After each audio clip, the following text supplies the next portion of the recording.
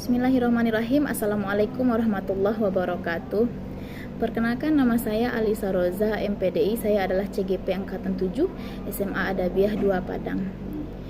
Nah, kali ini saya akan membuat sebuah video rekaman bagaimana saya berdiskusi dengan teman-teman sejawat yang ada di sekolah saya untuk sama-sama mengidentifikasi sumber daya ataupun aset yang ada di sekolah saya di SMA Adabiah 2 Padang. Nah, kali ini kita sudah bersama dengan teman sejawat saya, yakni Bapak Ucin Limaskori MA. Beliau adalah guru pendidikan agama Islam. Baiklah Bapak Ucin Limaskori, kita akan sama-sama berkolaborasi mengidentifikasi pengelolaan sumber daya sekolah sebagai aset utama yang dapat memajukan sekolah kita di SMA Adabiah 2 Padang. Nah Pak, kira-kira dari segi modal fisik, dilihat dari pendidikan agama Islam, modal fisik apa yang ada di sekolah kita untuk menunjang proses pembelajaran bagi peserta didik? Baik, terima kasih. Di sekolah kita SMA Adabiah 2, di mana ada fasilitas masjid raya Adabiah. Masjid selain daripada digunakan untuk tempat anak-anak kita untuk beribadah, menunaikan sholat, masjid juga kita gunakan sebagai pusat pendidikan di mana kegiatan-kegiatan keagamaan seperti bimbingan tahfiz bagi anak-anak kita, kemudian ada musyawarah dan juga peringatan hari besar Islam kita adakan juga di masjid, dan juga kegiatan pesantren Ramadan. Dan juga selain dari masjid, kita juga punya alat peraga untuk penyelenggaraan jenazah, mulai dari memandikan, kemudian mengapani, dan juga menyolatkan. Bahkan kita sudah punya semacam kuburan mini, untuk bagaimana kita memperagakan dan mempraktekkan kepada siswa kita dalam proses belajar mengajar, khususnya di bidang keagamaan.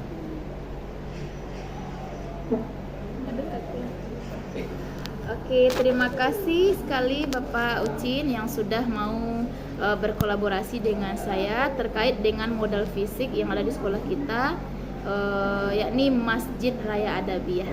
Terima kasih Bapak atas waktunya. Ya, sama-sama. Ya, Assalamualaikum warahmatullahi wabarakatuh. Nah, berikutnya saya juga sudah bersama dengan Bapak Azwir SPD MSI selaku guru senior juga di sekolah kami.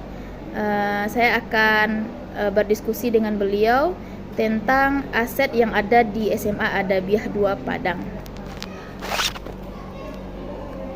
Baiklah, untuk lingkungan SMA Adabiah 2, kita sebetulnya beruntung karena memiliki ruang terbuka. Ruang kita yang terbuka ini, kita ada punya taman sekolah. Taman sekolah ini bisa kita tata ulang sehingga nanti akan semakin tumbuh subur, dan masing-masing kelas nanti akan ada tanggung jawabnya. Selanjutnya greenhouse-nya juga keadaannya masih bisa dikembangkan lagi, kita tetap ulang. Nanti akan menyebabkan sekolah ini tambah cantik. Untuk toganya, kita akan menyisip saja tanaman yang sudah ada. Sekolah kita ini toganya sudah ada karena dulunya kita adalah sekolah adiwiyata tingkat nasional. Untuk kolam ikan mungkin kita cari modifikasi, apakah pakai ember atau macam-macam, karena kita tidak ada tanah lagi untuk menyediakan kolam ikan ini. Insya Allah kolam ikan ini dikembangkan dengan cara modifikasi. Untuk komposter, selanjutnya untuk komposter kita juga akan tata ulang kembali kita tambah alat-alat kita supaya alat-alat yang lama bisa terpenuhi, dan akan kita tingkatkan sumber daya manusianya sehingga anak-anak ini bisa berkompetisi nantinya, dapat memenuhi kebutuhan pupuk kita untuk taman sekolah, untuk greenhouse, untuk toganya juga mungkin diperuntukkan untuk kolam ikannya. Dan juga anak-anak berpeluang nanti menjual komposnya ini melalui bank sampah. Dengan adanya ini anak-anak semakin kreatif dan produktif. Ilmunya dapat, ekonominya juga akan terasa. Demikianlah yang saya sampaikan untuk lingkungan ini. Semoga untuk kedepannya lebih baik. Assalamualaikum warahmatullahi wabarakatuh. Waalaikumsalam warahmatullahi wabarakatuh. Itulah diskusi saya bersama dengan Bapak Azwir terkait dengan modal lingkungan ataupun alam yang ada di SMA Adabiah 2 Padang. Nah, selanjutnya bersama saya sudah ada rekan sejawat saya, yakni Ibu Yuliana Maharani, SPDGR. Beliau adalah guru bimbingan konseling dan sekaligus pembina organisasi siswa intra sekolah di SMA Adabiah 2 Padang. Nah, hari ini saya akan berkolaborasi dengan beliau untuk mengidentifikasi sumber daya sekolah ataupun aset yang ada di sekolah terkait dengan modal fisik. Nah, Ibu Rani, kira-kira dari tampilan fisik sekolah kita, apa saja yang termasuk modal fisik yang ada di sekolah kita ini? Baik, Ibu Alisa, terima kasih. Nah, untuk modal fisik yang ada di sekolah kita ini, kita memiliki gedung atau kelas, ruangan kelas. Yang kedua, kita memiliki kantor majelis guru. Yang ketiga, kita memiliki ruangan kepala sekolah beserta dengan ruangan wakil. Yang keempat, kita juga memiliki ruangan multimedia, ruangan BK, ruangan OSIS, ruangan perpustakaan, laboratorium IPA. Setelah itu kantin, kantor tata usaha, lapangan upacara, dan gazebo. Di mana secara pemanfaatannya itu secara keseluruhan pemanfaatannya sudah sesuai dengan ruangan masing-masing dalam rangka mendukung terlaksananya PBM di SMA Adabiah 2 Padang. Oke, baik, terima kasih Ibu. Tadi saya mendengar bahwa Ibu menyampaikan ada ruangan BK dan juga ruangan OSIS.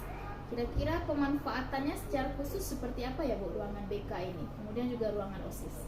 Baik, terima kasih Ibu. Untuk pemanfaatan ruangan BK, seperti yang sama-sama kita ketahui, ruangan BK ini merupakan tempat anak-anak atau peserta didik untuk dapat menerima informasi, mendapatkan layanan, apakah itu berupa konseling dalam menyelesaikan permasalahannya pribadi terkait dengan karirnya, pribadinya, belajarnya, dan sosialnya. Dan juga tadi saya sudah menyinggung bahwasanya ruangan BK ini juga tempat anak-anak untuk menerima informasi, apakah itu nanti anak-anak perlu informasi mengenai perguruan tinggi atau penjurusan dan sebagai hal lainnya.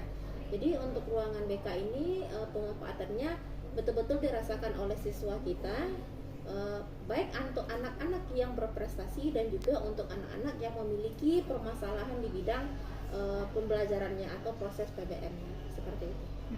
Oke. Dan untuk BK ya Bu. Kalau untuk ruang OSIS bagaimana? Kalau untuk ruangan OSIS Pemanfaatannya.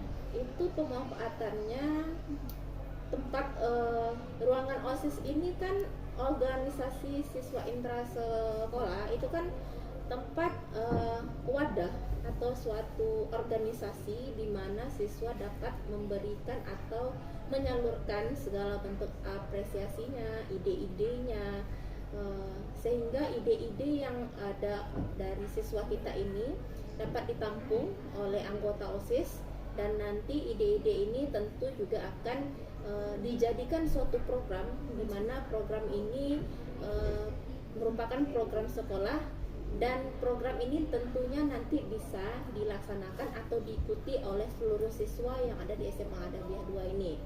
Dan di mana program ini tentu saja dapat mendukung dari visi dan misi yang ada di SMA Adabiah 2. Mungkin begitu Bu Alisa. Ya, baik Ibu Rani, terima kasih atas diskusi kita hari ini. Alhamdulillah saya memahami banyak sekali sumber daya yang menjadikan aset di sekolah kita ini. Terima kasih atas bantuan Bu Rani. Semoga kegiatan Bu Rani lancar hendaknya dalam aktivitas sehari-hari. Wassalamualaikum warahmatullahi wabarakatuh. Selanjutnya di depan saya sudah hadir Ibu Dewi Ayunovita MSI sebagai guru juga atau rekan sejawat dari saya. Selanjutnya di depan saya sudah hadir Ibu Dewi Ayunovita MSI. Beliau adalah guru kimia di SMA Adabiah 2 Padang. Selanjutnya kami akan berkolaborasi dengan Ibu Novi terkait identifikasi pengelolaan sumber daya sekolah atau aset yang ada di SMA Adabiah 2 Padang. Selamat siang Ibu Novi. Bagaimana kabarnya Ibu? Alhamdulillah baik. Oke, alhamdulillah. Seperti ini Bu Novi, kira-kira modal finansial atau modal keuangan yang ada di SMA Adabiah 2 Padang ini apa saja? Oke, baik. Saya mencoba menjawabnya. Modal finansial kita di SMA swasta Adabiah 2 Padang ini berasal dari SPP siswa dan juga dana BOS yang diterima per tahunnya. Jadi pengalokasiannya atau pemanfaatannya itu lebih kepada rancangan kegiatan dan anggaran sekolah yang sudah disusun sebelumnya dan diaplikasikan pada tahun berjalan. Seperti itu kira-kira bisa. Berarti ada SPP siswa, kemudian juga dana BOS, dan pemanfaatannya adalah untuk program-program yang sudah disusun oleh guru-guru kita ataupun tenaga kependidikan ya Bu? Ya, baik itu dari OSIS-nya, dari kegiatan ekstrakurikuler. Nanti di ekstrakurikulernya itu ada yang akademik dan non akademiknya juga. Tapi misalkan kalau akademik itu study club, untuk biaya-biaya siswa yang ditanding. Habis itu yang untuk non pendidikannya seperti basket kita punya taekwondo juga, dan masih banyak kurikuler kita yang memang sudah dianggarkan di awal tahun ajaran. Baik. Terima kasih Ibu Novi. Mungkin itu saja kolaborasi saya dengan Ibu Novi terkait dengan modal keuangan atau finansial yang ada di SMA Adabiah 2 Padang. Terima kasih Ibu Novi atas waktunya. Sama-sama. Assalamualaikum warahmatullahi wabarakatuh. Baiklah, bersama saya sudah hadir Ibu Helviosi MPD GR. Beliau adalah guru bahasa Inggris di SMA Adabiah 2 Padang. Selamat siang Ibu Helviosi. Ya. Bagaimana kabarnya Ibu? Sehat? Baiklah, di sini saya akan berkolaborasi dengan Ibu Helviosi tentang mengidentifikasi pengelolaan sumber daya sekolah yang ada di SMA Adabiah 2 Padang, yakni mengenai modal sosial. Baik Ibu Helviosi, kira-kira apa saja bentuk atau jenis modal sosial atau aset sosial yang ada di SMA Adabiah 2 Padang ini? Baiklah, terima kasih Bu Alisa. Saya akan mencoba menjelaskan pengetahuan saya sedikit tentang jenis aset yang ada di SMA Adabiah 2 Padang. Yang pertama tentu kita punya di sini forum guru pendidikan agama Islam. Yang kedua kita punya kelompok kerja guru, dan yang ketiga koperasi pegawai Adabiah 2, dan juga ada majelis guru. Nah, bagaimana cara pemanfaatannya? Cara pemanfaatan yang forum guru PAI dan KKG yaitu mengadakan diskusi dalam rangka meningkatkan peran guru PAI atau guru mata pelajaran dalam melaksanakan program sekolah atau yayasan. Dan untuk koperasi pegawai Adabiah, di sini kami menjadikan KOPA sebagai wadah silaturahmi dan sarana meningkatkan kesejahteraan pegawai Adabiah. Begitu Bu Alisa. Oke. Baik, terima kasih Ibu Helviosi sudah mau berkolaborasi dengan saya terkait identifikasi aset-aset yang ada di SMA Adabiah 2 Padang. Terima kasih banyak Ibu, semoga hari-harinya berjalan lancar ya Bu ya. Ya, sama-sama. Terima kasih. Assalamualaikum. Baik, selanjutnya di depan saya sudah hadir teman sejawat di SMA Adabiah Padang, yakni Bapak Syafrizal MPD. Beliau adalah seorang guru PJOK atau olahraga. Nah, di siang hari ini kami akan berkolaborasi dengan beliau terkait mengidentifikasi pengelolaan sumber daya yang ada di SMA Adabiah 2 Padang. Dalam hal ini saya akan mendiskusikan tentang modal politik yang ada di SMA Adabiah 2 Padang. Selamat siang Bapak Syafrizal. Ya, selamat siang Ibu Alisa. Bagaimana kabarnya Bapak? Alhamdulillah sehat. Di tengah-tengah kesibukan nih ya. Di sini ada beliau juga bawa anak ya. Sudah selesai PDN ya. Sudah selesai BBM. Oke Bapak, kira-kira apa saja jenis aset sekolah atau sumber daya sekolah yang terkait dengan bidang politik? Baik, Bu Alisa, untuk yang terkait dengan modal politik, saat ini kita secara pembahasannya ini ada beberapa item yang Baiklah Bapak Syafrizal, kira-kira apa saja jenis aset ataupun sumber daya politik yang ada di sekolah kita ini? baik, terima kasih Bu Alisa. Dari segi bidang modal politik, ini ada beberapa item yang ada di sini. Nah, salah satu. Yang pertama itu ada anggota dewan, alumni, aturan yayasan, kebijakan terkait sekolah, bersama dengan polisi, pihak keamanan dan lain-lain. Dari segi anggota dewan, kita sudah menjalin kerjasama dengan beberapa anggota dewan dari dulu kita pernah dengan anggota dewan dari tingkat provinsi, karena kebetulan waktu itu ada orang tua murid kita yang mamanya bekerja sebagai anggota dewan di provinsi buat menentukan namanya ini. Kemudian 2 tahun belakang kita juga ada, bahkan beliau sekarang merupakan ketua DPRD Provinsi Sumatera Barat dari dapil Partai seperti itu. Jadi kita sebenarnya sudah melakukan sudah melakukan pemanfaatan juga. Di samping itu saya sebagai pembina OSIS di sekolah ini juga sudah melakukan pemanfaatan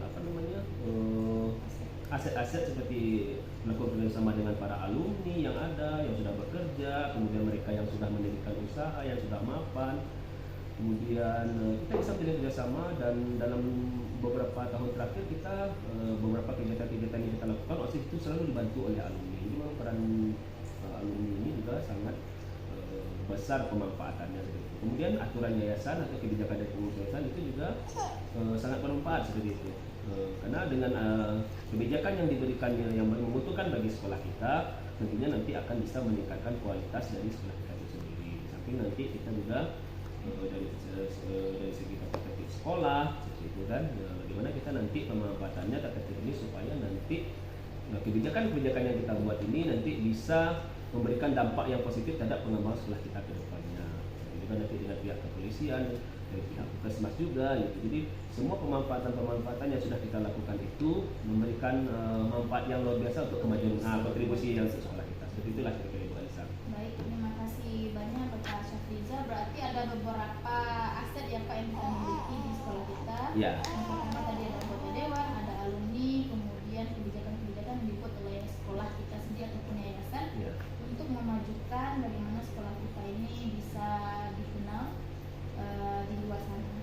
Oke, mungkin itu saja diskusi kami dengan Bapak Syafrizal terkait dengan modal atau aset ataupun juga sumber daya politik yang ada di SMA Adabiah 2 Padang. Terima kasih Bapak Oke, atas terima kasih, waktunya. Bu Alisa. Semoga hari-harinya lancar, bahagia ya Pak ya. Ya, sukses juga buat Iya, Alisa ya ke depannya. sama-sama. Terima kasih. Assalamualaikum warahmatullahi wabarakatuh. Waalaikumsalam.